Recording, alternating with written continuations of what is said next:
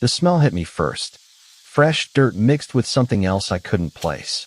I dropped my duffel bag on the front porch and stared at the backyard through the kitchen window. Something was wrong. Welcome to Betrayal Stories Lab. Your support means everything to us. We'd love to know which geographical location you are joining from today. Share with us now. Let's continue. I'd been gone 18 months. 18 months of sand, sweat, and watching my brothers' backs in places most people can't pronounce. All I wanted was to hold my little girl and forget the world existed for a while. But Lily wasn't running to greet me like she always did. "Melissa," I called out, stepping into our house in Fort Bragg. The silence felt heavy, unnatural. No cartoon sounds from the living room. No tiny feet pattering across hardwood floors. My wife appeared from the bedroom, and I knew immediately something was off. Her smile looked forced, like she was trying too hard. Her hands were shaking. "Ryan, you're early." She kissed my cheek, but there was no warmth in it. "I thought your flight wasn't until tomorrow. Caught an earlier one. Wanted to surprise you and Lily." I looked around the empty house. "Where is she?" Melissa's eyes darted away from mine. "Oh, she's staying with my mom for a few days. You know how kids are. She missed her grandma." That didn't sound right. Lily was shy around Melissa's mother. She'd never asked to stay there before, especially not for days. And Melissa's mom lived 6 hours away in Virginia. "For how long?" I asked, setting down my gear. Just until you got settled back in. You know how hard transitions can be. I'd done 4 deployments. Lily had never stayed away during my homecomings. She was always the first person I saw, jumping into my arms like I was her whole world. Because I was. "I'll call Mom. Let her know you're home," Melissa said quickly. "Maybe we can drive up this weekend to get her." This weekend? I'd been gone a year and a half, and my wife was suggesting I wait 3 more days to see my daughter? I walked to the back door and looked out at our yard. The grass was patchy, like someone had been digging. There were 3 distinct areas where the soil looked darker, newer, fresh. "What happened to the yard?" I asked. Melissa joined me at the window, her reflection ghostly pale in the glass. "Oh, that. I had some landscaping done. Thought I'd surprise you with a garden."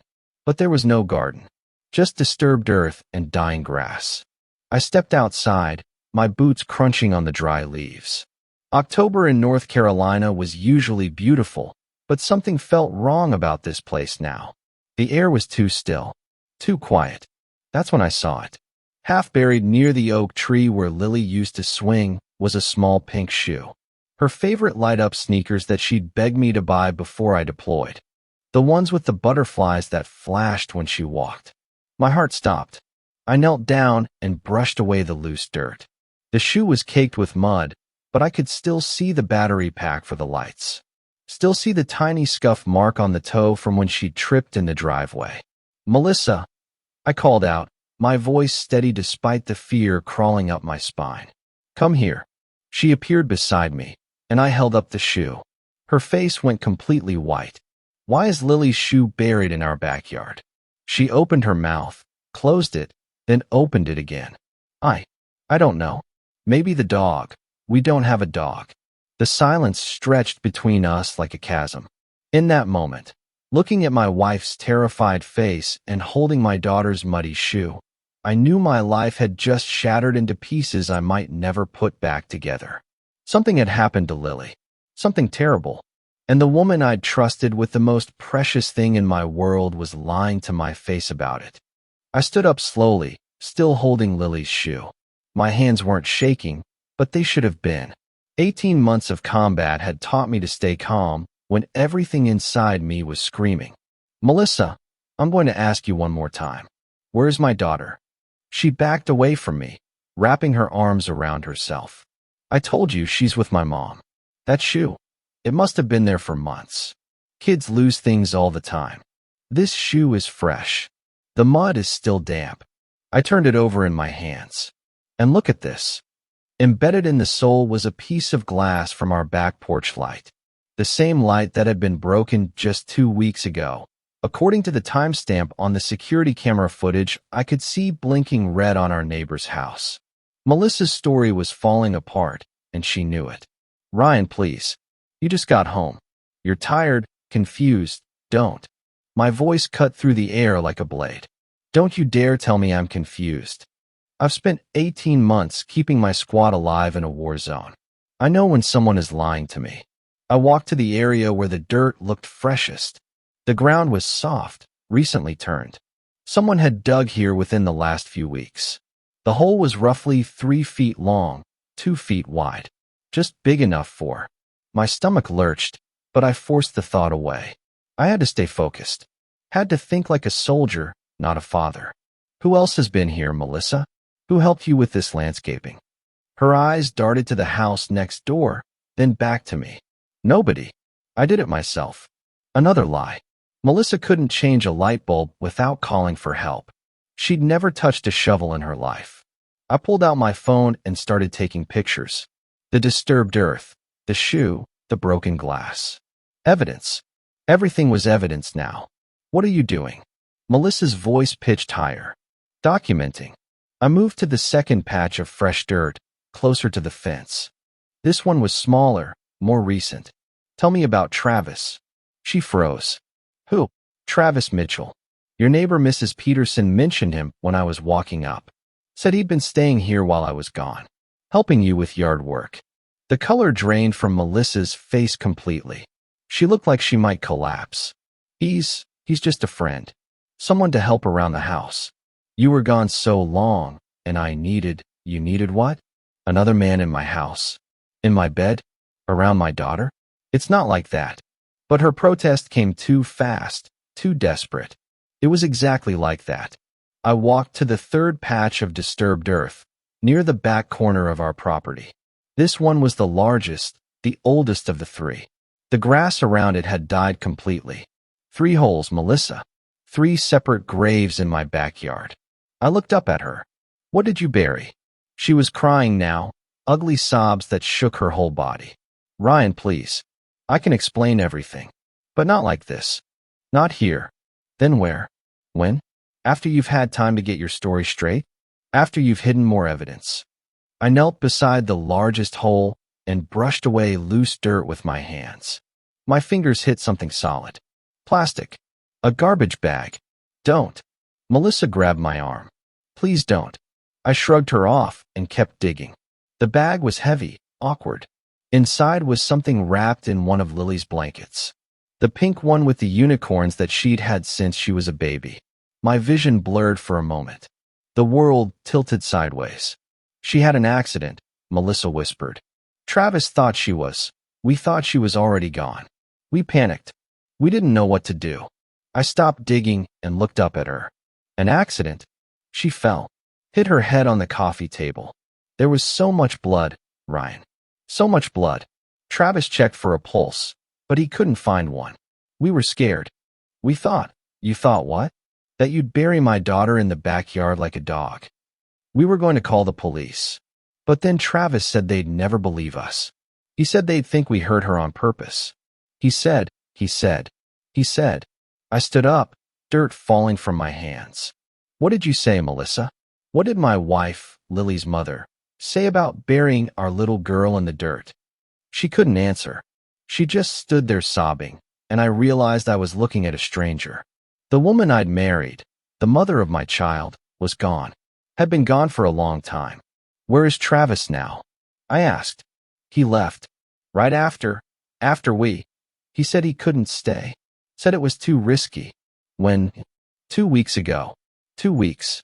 My daughter had been dead and buried for 2 weeks, and no one had told me. No one had called. No military chaplain had knocked on my door. I'd been writing letters to a ghost, sending pictures to a child who was already in the ground. The rage that filled me then was unlike anything I'd ever felt, even in combat. It was pure, cold, and calculating. But I didn't let it show. I couldn't. Not yet. We're going to call the police now, I said quietly. Ryan, no. Please. We can figure this out. We can what? Pretend my daughter didn't exist? Keep her buried in our backyard forever. But even as I said it, something nagged at me. Something about Melissa's story didn't add up. Travis had left 2 weeks ago, but the broken glass in Lily's shoe was fresh. The second hole looked newer than that. How many lies was she telling me? And more importantly, what was she still hiding? I pulled out my phone to call 911, but Melissa lunged forward and grabbed my wrist. Wait, there's more. There's something else I need to tell you. The desperation in her voice stopped me. What else? She looked toward the house, then back at me. Travis, he didn't leave 2 weeks ago. He's still here. Upstairs. My blood ran cold. He's in my house? Right now. He's been hiding in the attic since you got home. We heard your truck pull up. Everything clicked into place. The nervous energy, the forced smile, the way she kept glancing at the ceiling. She'd been protecting him this whole time. I started toward the house, but Melissa blocked my path. Ryan, listen to me. What I told you about Lily, it's not the whole truth. I stopped walking. What do you mean? She didn't die from hitting the coffee table. Melissa's voice dropped to a whisper. She was alive when we buried her. Travis made me do it. He said if she woke up, she'd tell everyone what really happened. The world stopped spinning. Everything went silent except for the roar of blood in my ears. What really happened? Travis hit her. On purpose. She saw us together, and she started crying for you. She wouldn't stop. Travis got angry, and Melissa covered her face with her hands. He shoved her so hard she flew across the room. I couldn't breathe, couldn't think. My 3-year-old daughter had been murdered and buried alive because some coward couldn't handle a crying child. How long? I asked. What?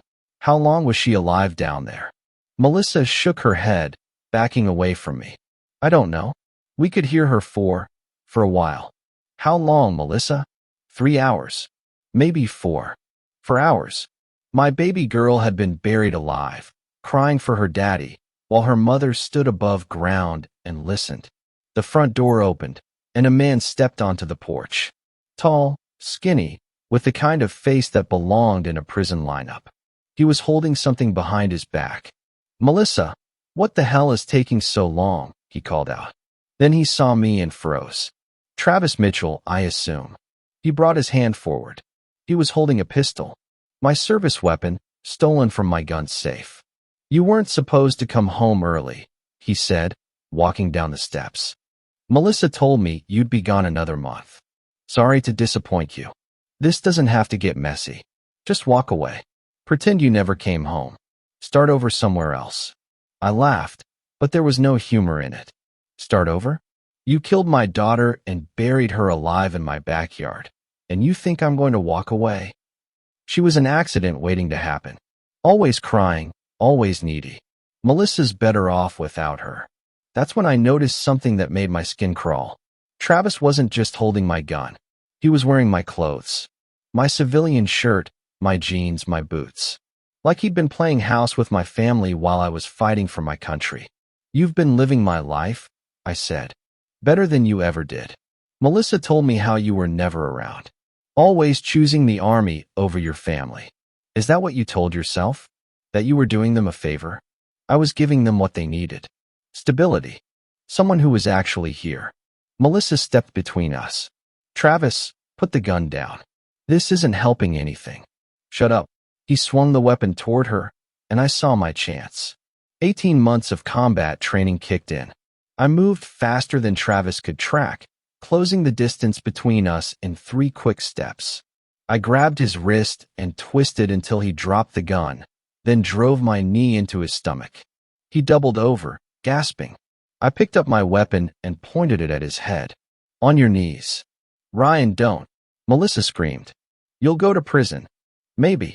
But he'll be dead. Travis looked up at me, and I saw something that made my finger tighten on the trigger. He was smiling. You want to know the best part? He wheezed. She called for you. Right up until the end. Daddy, help me. Daddy, where are you? Over and over again. The red haze that descended over my vision was darker than anything I'd experienced in war. This wasn't about eliminating a threat or completing a mission. This was about pure, burning hatred for the man who had tortured my child. But I didn't pull the trigger. Not because I was a good person or because it was the right thing to do. I didn't pull the trigger because killing him quickly would be too merciful. Travis Mitchell had made one critical error. He'd hurt a soldier's family and then stuck around to gloat about it. He was about to learn why that was the worst mistake of his miserable life. I kept the gun trained on Travis while pulling out my phone with my free hand. But instead of dialing 911, I scrolled to a different contact. Someone who would understand what needed to happen here. "Who are you calling?" Melissa asked, her voice shaking. "Backup." The phone rang twice before a familiar gravelly voice answered. "Ryan? Thought you were still deployed." "Hey, Sergeant Rodriguez. I'm home, and I need a favor." There was a pause. Rodriguez had been my squad leader for 6 years. He knew my voice, knew when something was seriously wrong. "What kind of favor?" "The kind where you bring Thompson and Williams. And maybe some shovels." Another pause, longer this time. "Roger that. 20 minutes. I hung up and looked down at Travis, who was still on his knees, bleeding from where I'd hit him. "You just called your army buddies?" He laughed. "What are they going to do? Court-martial me?" "Something like that." Melissa grabbed my arm. "Ryan, what are you doing? We need to call the police. The police will arrest him, put him in a cell, give him 3 meals a day and cable TV. He'll probably get out in 15 years for good behavior." I looked directly into Travis's eyes. "That's not justice for what he did to Lily." "So what? You're going to execute me? You think that makes you better than me?" "No. I think it makes me a father." I walked over to the largest hole, the one where I'd found Lily's blanket. The reality of what was down there hadn't fully hit me yet. My brain was protecting me, keeping me functional until I could deal with the monsters who'd put her there. "Here's what's going to happen," I said, my voice calm and steady.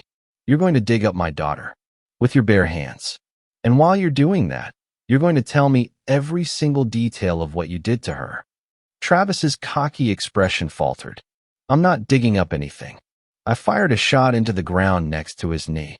The sound echoed across the neighborhood, but no one came running. Military housing was different that way. People minded their own business. That was a warning. The next one won't be. "You're insane." Maybe. 18 months in a war zone will do that to a person. But you know what really drove me crazy? Coming home to find out that while I was fighting terrorists overseas, the real monsters were right here in my house. A black pickup truck pulled into my driveway. Rodriguez got out first, followed by Thompson and Williams. All 3 men were still in uniform, having come straight from base. They took in the scene with practiced eyes, the disturbed earth, the terrified woman, the man on his knees with blood on his face. Rodriguez walked over to me. "What's the situation?" "This piece of garbage murdered my 3-year-old daughter and buried her alive in my backyard. His girlfriend here helped him do it." The 3 soldiers looked at Travis with expressions that could have melted steel.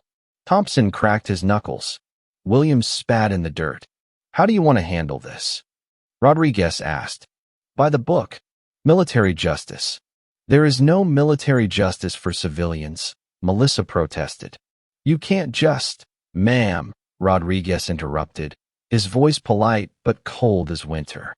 "I suggest you step back and let us handle this." Travis was looking around frantically now, realizing that his situation had gone from bad to nightmare. "You can't do this. I have rights." "So did my daughter," I said. "But you buried those rights in the dirt along with her." I handed Rodriguez my phone. "Call Captain Morrison. Tell him we have a code red family situation that needs immediate attention. Tell him to bring the full investigative team." "Roger that." While Rodriguez made the call, I knelt down next to Travis. "You have 2 choices. Start digging and tell me exactly what happened, or my friends here are going to help motivate you. And trust me, they've gotten very creative during our overseas tours. This is kidnapping. This is torture. No, this is accountability. Something you've never experienced before." Thompson stepped forward. "Ryan, you want us to make him more cooperative?" I looked at Travis's scared face and felt nothing but cold satisfaction. For the first time since I'd found Lily's shoe, the rage in my chest felt controlled. Directed. "Give him a minute to think about it. But Thompson, start sharpening your knife. just in case he needs help making his decision. Thompson pulled out his tactical knife and began running it across a sharpening stone. The metallic scraping sound seemed to echo forever in the quiet backyard. Travis looked at the blade, then at the holes in the ground, then at the 4 soldiers surrounding him. Finally, he looked at me. "Okay," he whispered. "I'll tell you everything." Travis's hands were shaking as he started digging. The first handful of dirt came up easily, too easily, like it had been disturbed recently. "Start talking," I said. He looked up at me, sweat already beading on his forehead. It wasn't supposed to happen like this. Lily was being difficult that day. Melissa and I were. We were upstairs, and she kept interrupting. "So you hit a 3-year-old for interrupting?" She wouldn't stop crying. She kept saying she wanted her daddy, over and over. It was driving me crazy. Thompson stepped closer. "So you decided to shut her up permanently?" "No. I just wanted her to be quiet." I pushed her, and she fell back. Her head hit the corner of the coffee table. More dirt came up. I could see the edge of the pink blanket now. "But she wasn't dead," I said. It wasn't a question. Travis stopped digging. "We thought she was. There was blood everywhere. She wasn't moving." "Keep digging." He scooped out more earth. Melissa was hysterical. She wanted to call 911, but I told her we'd both go to prison. Her for neglect, me for what happened. "So instead you decided to bury her." We put her in the blanket and brought her out here. I dug the hole while Melissa stayed inside. She couldn't watch. William spoke for the first time. "How long did it take you to dig?" "Maybe an hour." "I'm not good with manual labor." "An hour," Rodriguez repeated. "So Lily was unconscious for at least an hour before you put her in the ground." "Yeah, about that." "Which means she could have recovered if you'd called for help." Travis didn't answer. He just kept digging, faster now. The blanket was almost fully exposed. "Tell him the rest," Melissa said suddenly. She was standing by the back door, her face pale as paper. "Tell him what really happened." Travis shot her a warning look. "Melissa, don't." "No. He deserves to know everything." She walked over to us, her arms wrapped around herself. She woke up. The words hit me like a physical blow. "What?" When we were carrying her outside, she started moving, started making these little sounds. Thompson grabbed Travis by the shirt and yanked him to his feet. "She was alive, and you buried her anyway?" "She was barely conscious. She wasn't going to make it." "That's not your call to make." I warned. Rodriguez put a hand on my shoulder, steadying me. "Let him finish. We need the whole story." Travis sank back to his knees, still digging. "When we put her in the hole, she opened her eyes. Just for a second. She looked right at me. And I threw the dirt on her anyway. Fast as I could. I thought it would be over quick." The silence that followed was deafening. Even the birds had stopped singing. Williams broke the quiet. "How long did you hear her?" "Hear her what?" "Moving around down there. Crying. Scratching at the dirt."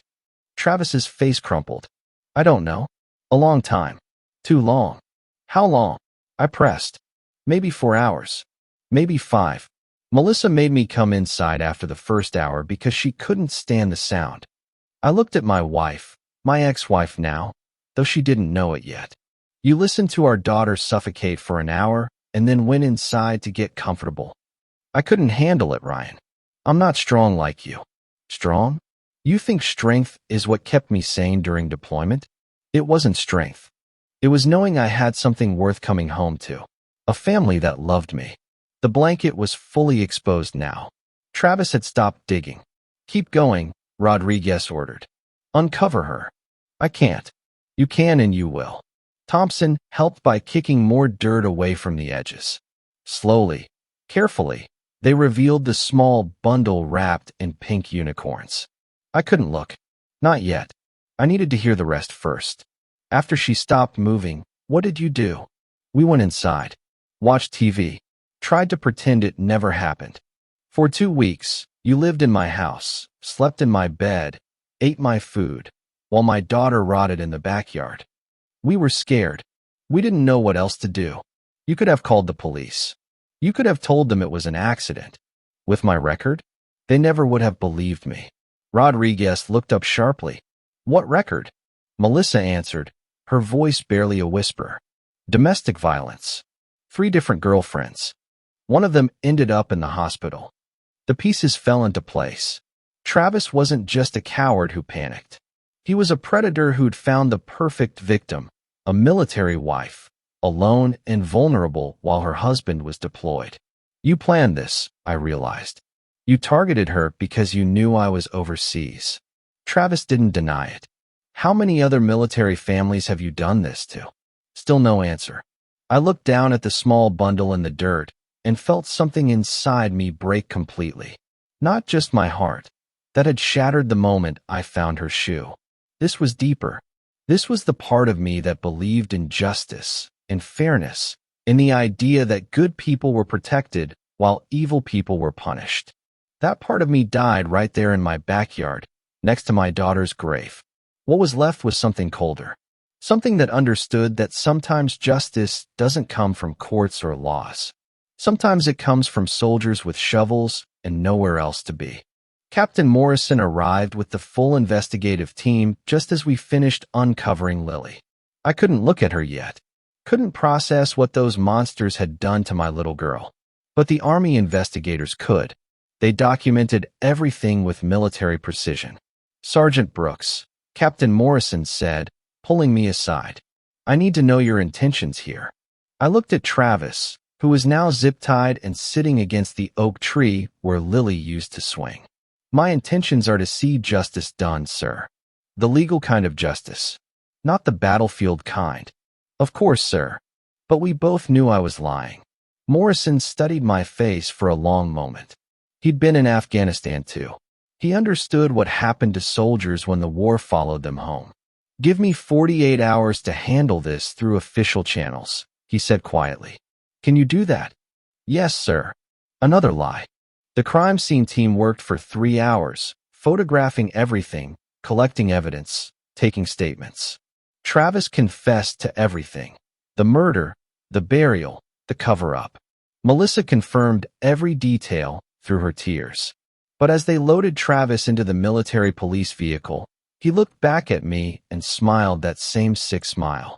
See you at the trial, soldier boy? I'll probably get manslaughter. 10 years, out in 5 for good behavior. He was right. Without premeditation, without aggravating circumstances beyond the burial, he'd likely plead down to involuntary manslaughter. Melissa would get even less, accessory after the fact, maybe obstruction of justice. My daughter was dead, and her killers would be free before she would have graduated high school. That night, after the investigators left and Melissa was taken for questioning, I sat alone in my empty house. Rodriguez, Thompson, and Williams had offered to stay, but I needed time to think. I pulled out my phone and scrolled through pictures of Lily. Her first steps, her second birthday, the last video I'd taken before deployment, of her singing the ABCs in her pajamas. Then I called my brother-in-law, Detective Mike Chun with Charlotte PD. Ryan? I heard what happened. I'm so sorry, man. Mike, I need information on Travis Mitchell. Everything you can find. I can't share active investigation details, you know that. Not the current case. His history. You said he had priors. There was a pause. Give me an hour. Mike called back with more than I'd expected. Travis Mitchell had been suspected in 2 other child deaths over the past 4 years. Both cases involved military families. Both times, he'd been dating the mothers while their husbands were deployed. The kids died in accidents, Mike explained. But the circumstances were suspicious. One allegedly fell down the stairs. Another supposedly drowned in a bathtub. Both mothers gave statements supporting Travis's version of events. Why wasn't he charged? No physical evidence. No witnesses except the mothers, who backed his story. The DA said it looked bad, but wasn't prosecutable. 3 children. 3 military families destroyed while their fathers fought overseas. Mike, there's something else you need to know.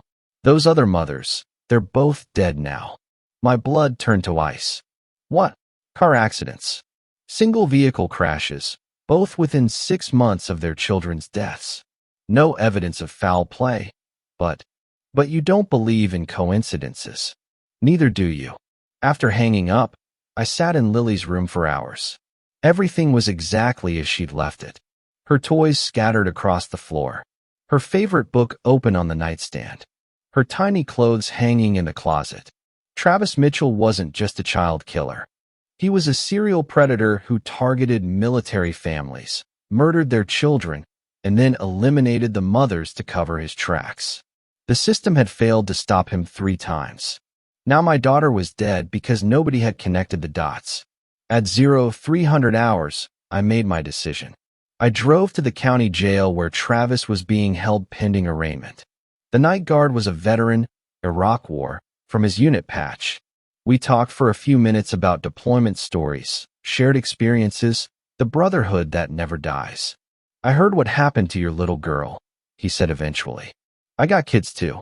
Can't imagine what you're going through. I'm holding up, trying to let the system work. He nodded. That's probably wise. Though between you and me, some people don't deserve the system. I hear you. Cell Block C is pretty quiet tonight. Only got 1 prisoner back there. Guards don't usually check that area until 0600. He turned away to check his computer, leaving the security door keypad visible. I memorized the code he entered. Well, I should get going, I said. Thanks for the talk. Anytime, brother. Take care of yourself. I drove home and waited until 0430. Then I grabbed my tactical gear and headed back to the jail. The night guard was making his rounds on the opposite side of the building. Cell Block C was empty except for Travis, exactly as promised. He was awake when I opened his cell door. Like he'd been expecting me. Took you long enough, he said. Thought you military types were supposed to be decisive. We are. I zip-tied his hands behind his back and dragged him out of the cell. He didn't resist. He seemed almost excited. Where are we going, Sergeant Brooks? Somewhere quiet. Where we can talk about Lauren Martinez and her son Tommy, and Jennifer Walsh and her daughter Katie. His smug expression flickered for just a moment. I don't know what you're talking about. Sure you don't. I loaded him into my truck and drove toward the woods outside town, toward the place where this was all going to end. I drove deep into the Carolina pines, to a place where hunters dumped deer carcasses and nobody asked questions. The kind of place where screams get swallowed by trees and darkness. Travis was quiet during the ride, but I could feel him watching me, calculating. Even tied up in the back of my truck, he thought he had an angle. You know what's funny? He said as I pulled him out. Your wife begged me not to hurt Lily at first. Said she'd do anything if I just left the kid alone. I dragged him toward a clearing where I'd already prepared what I needed. Keep talking. But then she realized how much easier life would be without a crying kid around. How much freedom she'd have. By the end, she was the one who suggested we bury her alive instead of calling for help. I threw him down next to the hole I'd spent 2 hours digging. Same dimensions as the one in my backyard. Same depth.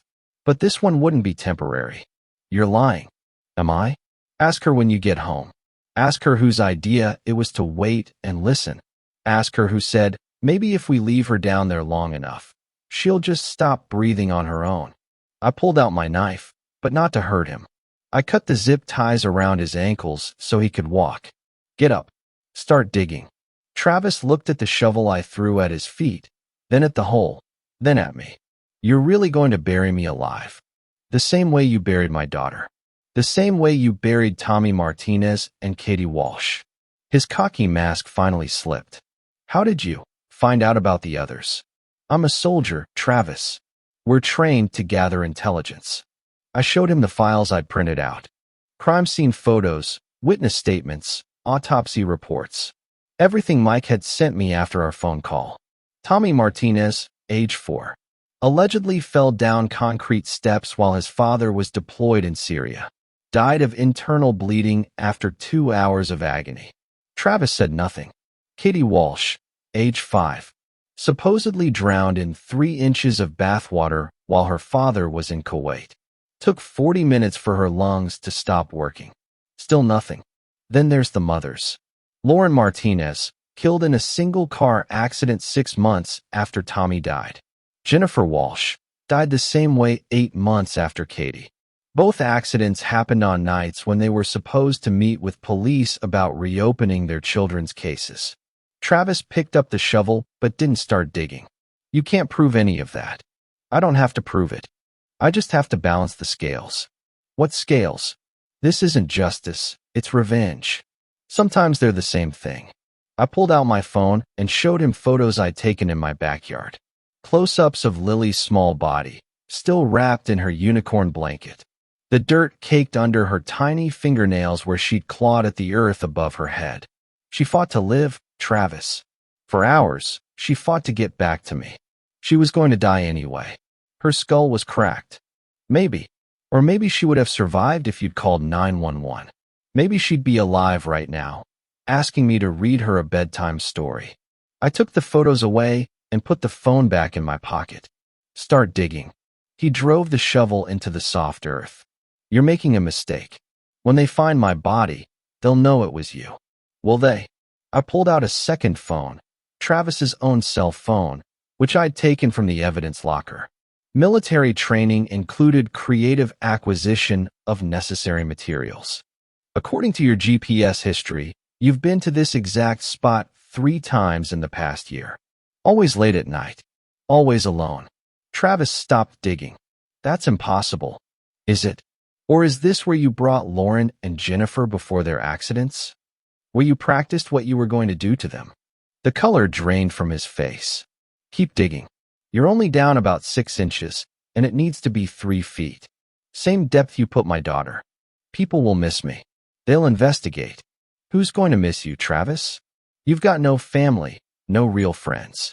Just a string of dead children and murdered mothers. He dug faster now. Desperation making him clumsy. The thing about serial killers, I continued, is that eventually they crack under the pressure. Sometimes they even bury themselves in the same woods where they disposed of their other victims. This is insane. What's insane is a justice system that let you kill 3 children and get away with it. What's insane is that my daughter had to die because nobody stopped you after the first one. The hole was getting deeper. Travis was sweating heavily now, struggling with the physical labor. How deep was Lily when she stopped moving? I asked. I don't remember. Yes, you do. You remember every detail. How deep? About 2 feet. So she had a foot of dirt on top of her when she finally suffocated. A foot of earth between her and the air she needed to breathe. Travis hit the 2-foot mark and looked up at me hopefully. Keep digging. You're going deeper than she did. You weigh more, need more space. Please. I'll confess to everything. All of it. Tommy, Katie, the mothers. I'll tell them where I hid the evidence. What evidence? Videos. I recorded some of it. Kept trophies from each family. My blood went cold. You filmed my daughter dying? Not all of it. Just the beginning. I grabbed the shovel from his hands and hit him across the face with the handle. He collapsed into the hole, blood streaming from his nose. Where are the videos? Storage unit. Unit 47 at secure storage on Highway 9. The key's in my wallet. I pulled out his wallet and found the small metal key. What else is in there? Everything. Photos, videos, jewelry from the mothers. I kept it all. Evidence that could put him away forever. Evidence that proved he was a serial killer, not just an accidental child murderer. Evidence that would ensure justice for all his victims. But as I looked down at him bleeding in the hole he'd dug himself, I realized something important. I didn't care about justice anymore. I cared about making sure Travis Mitchell never hurt another family. And there was only one way to guarantee that. I stood at the edge of the hole, looking down at Travis bleeding in the dirt. The same way he'd looked down at my daughter. Get up. Finish digging. I told you about the storage unit. That's evidence for all the murders. You can get me the death penalty legally. The death penalty takes 20 years. Appeals, delays, lawyers finding technicalities. You'll die of old age before they ever execute you. Travis struggled to his feet, wiping blood from his nose. But at least you'd know I was suffering in prison. Prison isn't suffering for people like you. It's 3 meals a day and cable TV. Protection from other inmates, because you'll cooperate with authorities. I tossed the shovel back down to him. Keep digging. My shoulder's dislocated. I can barely hold this thing. Lily was 3 years old, and she dug with her bare hands trying to get out. You can manage. He started digging again, slower now, but steady. The hole was almost deep enough. Tell me about the videos, I said. What do you want to know? Everything. Start with Tommy Martinez. Travis paused, leaning on the shovel. His father was deployed to Syria. Nice kid, always drawing pictures of soldiers. His mom Lauren was lonely, scared, easy to manipulate. How did you kill him? Pushed him down the concrete steps outside their apartment. Told Lauren he tripped while running to answer the door. She believed me because she wanted to. But he didn't die immediately. No. Internal bleeding takes time. We sat in the hospital waiting room for 2 hours while he slowly bled out inside. Lauren kept asking if he was going to be okay. The casual way he described a 4-year-old's death made my stomach turn. What about the video? Recorded Lauren's reaction when the doctors told her Tommy was dead. The way she screamed and collapsed. I watched it for months afterward. And Katie Walsh. Easier. Told her mother Jennifer that bath time was my responsibility now. Jennifer was so grateful for the help she never questioned why Katie always came out of the bathroom quiet and scared. Travis was at the 3-foot mark now. The hole was deep enough. Katie fought harder than the others. Kept trying to lift her head out of the water. Strong kid. Took almost 40 minutes before she stopped moving. You filmed that too. Every second. Jennifer was downstairs making dinner the whole time. Never heard a sound. I felt something dark and cold settle in my chest. This wasn't just about Lily anymore. This was about stopping a monster who destroyed families for entertainment. Get out of the hole. Travis climbed out, breathing heavily. What now? Now you call your lawyer and confess to everything. Tommy, Katie, Lily. The murders of Lauren and Jennifer. All of it. I handed him my phone. You're not going to kill me? Not here. Not like this. Travis looked confused but dialed his lawyer's number. It went to voicemail. This is Travis Mitchell.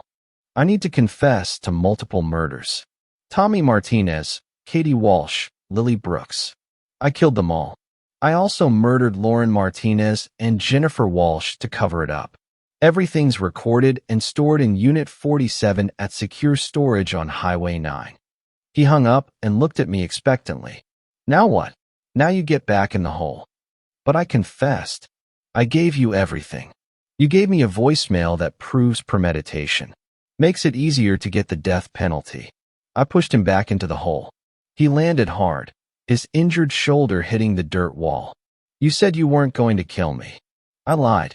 Just like you lied to 3 mothers about their children's deaths. I picked up the shovel and started filling in the hole. The first shovelful hit Travis in the chest. Wait. Please. I can testify against other people. I know things. More dirt landed on his legs. What other people? There's a network. People who target military families. I can give you names.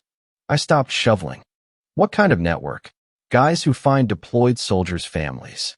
We share information, coordinate attacks. There are 12 of us across different states. My blood ran cold. 12. Maybe more. I only know the ones in my region.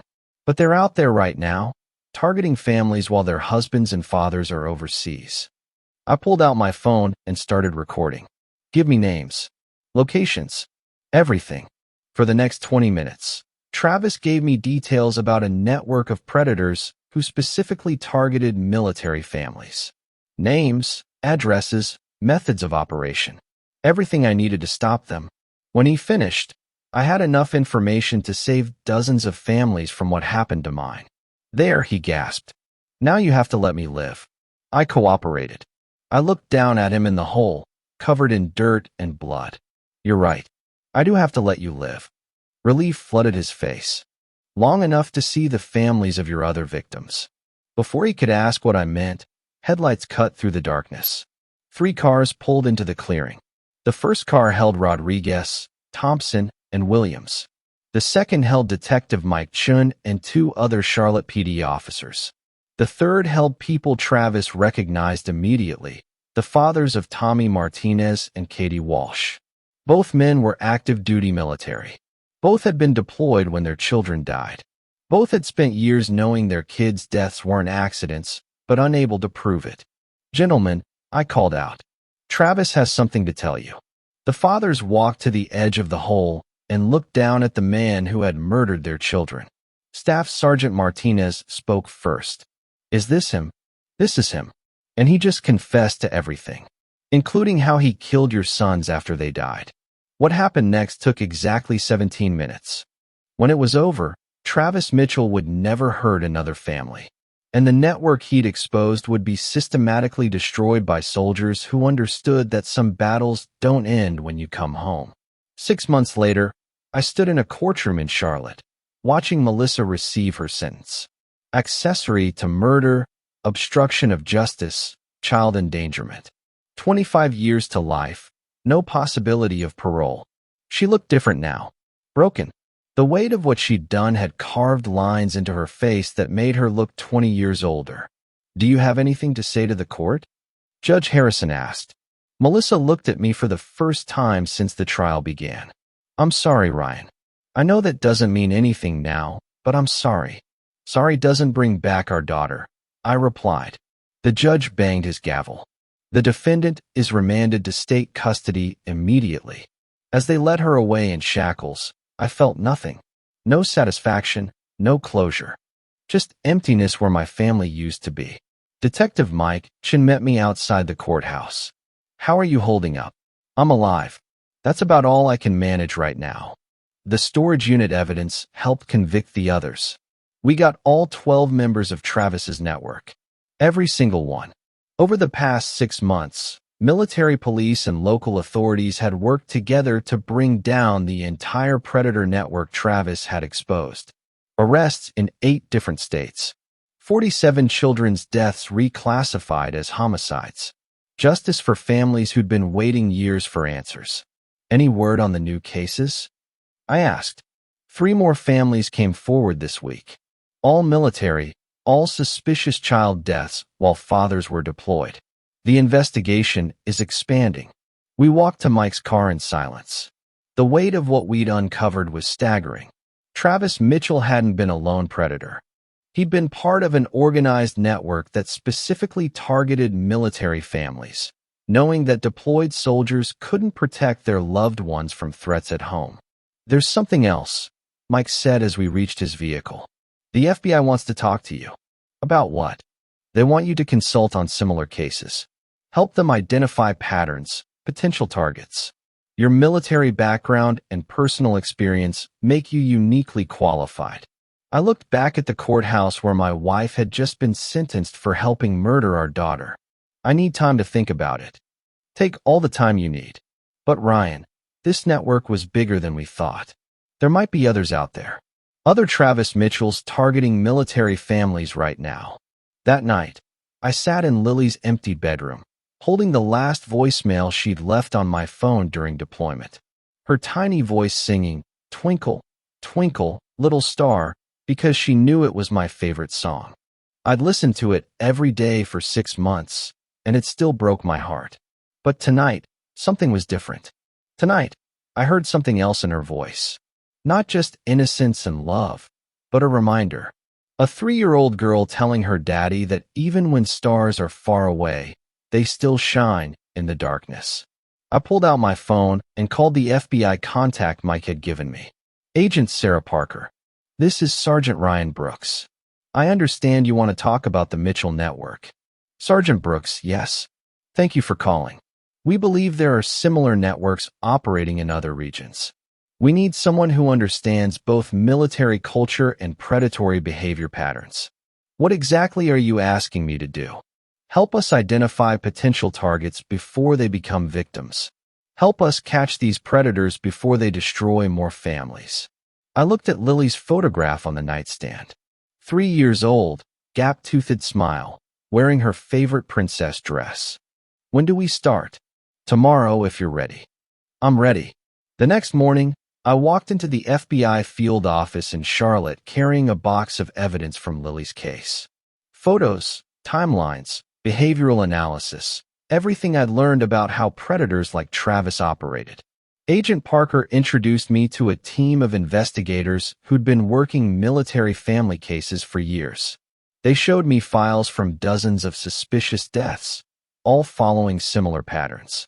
The network we dismantled was just one branch, Parker explained. Intelligence suggests there are at least 3 other organized groups operating nationwide. How many children are we talking about? I asked. Conservative estimate? Over 200 deaths in the past 5 years. All military families. All while fathers were deployed. 200 children. 200 families destroyed while their protectors fought overseas. What do you need from me? We're creating a task force. Military liaisons working with local authorities to identify at-risk families. Early intervention, protective surveillance, rapid response teams. She handed me a folder marked Operation Guardian Angel. We want you to lead the military side of this operation. Help us save families before they become victims. I opened the folder and saw photographs of active duty soldiers with their families. Happy children who didn't know they were potential targets. Wives who trusted the wrong people. Fathers who thought their biggest worry was enemy fire in foreign countries. How do we reach them without causing panic? Carefully, through military family support networks. We identify high-risk situations and intervene quietly. I studied the faces in the photographs. Kids who looked like Lily. Mothers who trusted too easily. Soldiers who thought their families were safe at home. There's something else we need to discuss, Parker said. Travis Mitchell didn't die in that woods. He's alive, in federal custody, cooperating fully with our investigation. I looked up sharply. What? We needed him alive to testify against the network, to identify other predators and potential victims. I know this isn't what you wanted to hear. Where is he now? Protective custody. Maximum security. He'll never see the outside of a prison cell again. I closed the folder and looked at Agent Parker. If I do this, if I help you catch these monsters, I want something in return. What? When we've dismantled every network, caught every predator, saved every child we can save, I want 5 minutes alone with Travis Mitchell. Parker studied my face for a long moment. I can't officially approve that request. I'm not asking for official approval. She nodded slowly. Understood. I signed the paperwork to join Operation Guardian Angel that afternoon. The next day, I started hunting predators with the same intensity I'd once hunted terrorists. But this time, I wasn't fighting for my country. I was fighting for every military child who deserved to grow up safe while their parents served overseas. Fighting for families like the one I'd lost. Fighting so no other soldier would come home to find their child buried in the backyard. 2 years later, I stood at Arlington National Cemetery, not for a funeral, but for a dedication. The Lily Brooks Memorial Garden, a place where military families could find peace and remember their loved ones. Operation Guardian Angel had been more successful than we'd ever imagined. 43 predator networks dismantled. Over 300 children saved. Hundreds of military families protected before they became victims. But the real victory wasn't in the numbers. It was in the letters I received from fathers who came home to find their children safe, their families whole. Soldiers who never had to experience what I went through.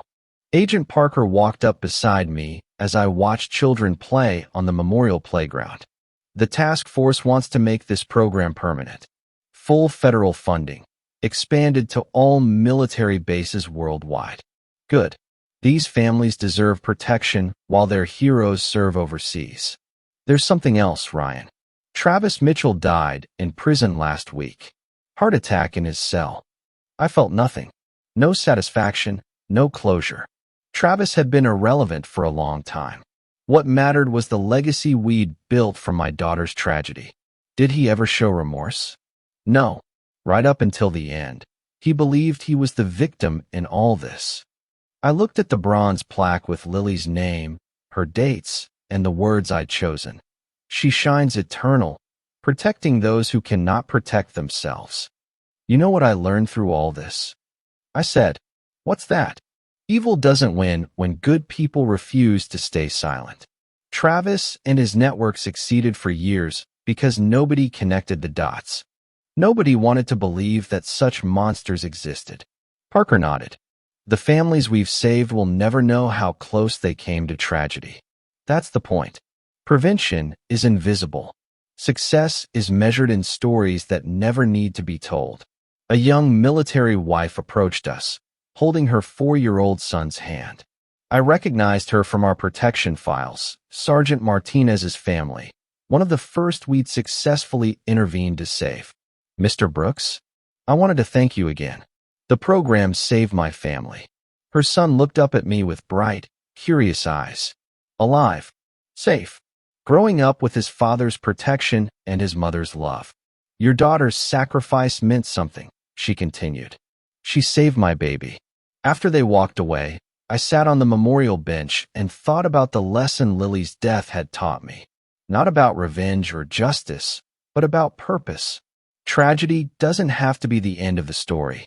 It can be the beginning of something that protects others from experiencing the same pain. My daughter died because I couldn't protect her while I served my country. But her death created a shield that now protects thousands of military children whose fathers serve overseas. Evil exists in this world. Predators who target the innocent, who exploit vulnerability, who destroy families for their own twisted pleasure. But good exists too. People who refuse to let darkness win. People who turn their pain into protection for others. The deepest truth I've learned is this.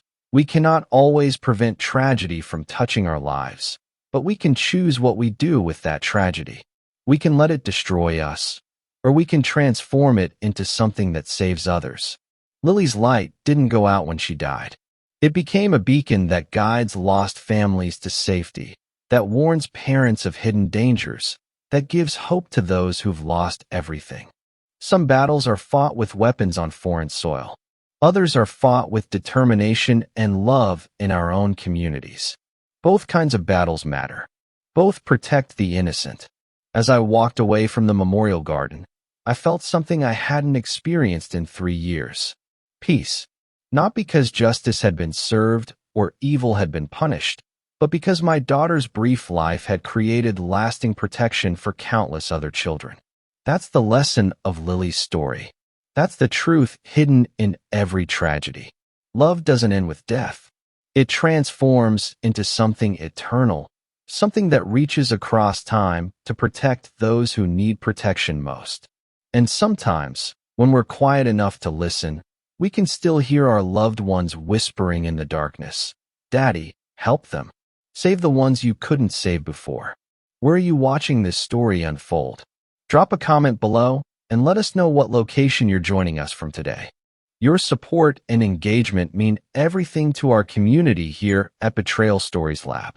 If this story moved you, touched your heart, or opened your eyes to the hidden dangers that military families face, please show your support by hitting that like button and subscribing for more incredible true stories of betrayal, survival, and ultimate justice. We'll see you in the next thriller, another epic tale of revenge and redemption that proves even in our darkest moments, the human spirit refuses to be broken. Until then, take care of yourselves and the ones you love. You never know who might need your protection.